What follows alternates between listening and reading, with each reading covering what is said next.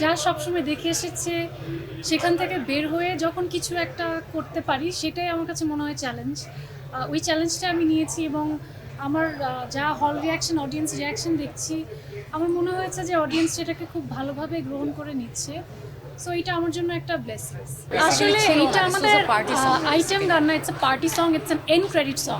In fact আরেকটা গান আছে যেটা আমি না আরেকজন শিল্পীর, সো ওইটা হয়তো খুব তাড়াতাড়ি রিলিজ হবে। আরেকটা ধামাকা ওয়েট করছে আমাদের ছবিতে, সো ওইটাকে আপনি মোরলেস বলতে পারেন আরেকটা ডান্স নাম্বার। সো আমার কাছে মনে হয়েছে যে যেহেতু ইটস আ ফুল কমার্শিয়াল ছবি, এখানে নাচ গান সব কিছুই থাকা উচিত, অ্যাকশন, তো আমার কাছে মনে হচ্ছে একটা কমপ্লিট প্যাকেজ।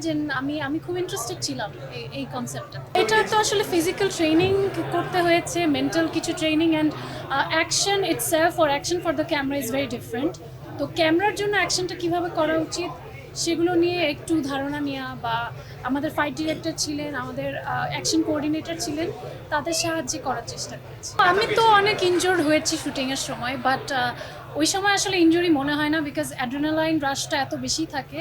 তখন উদ্দেশ্য থাকে যে কিভাবে আসলে সুন্দরভাবে ক্যামেরার সামনে নিজেকে প্রেজেন্ট করা যায়। না, রোম্যান্টিক তো আমার কমফর্ট জোন, ওটা তো আমার সবসময় আছে, বাট মাঝে মাঝে যদি ভালো স্ক্রিপ্ট পাই তাহলে অ্যাকশন, থ্রিলার, মিস্ট্রি, ভূত অনেক কিছুই করতে পারি।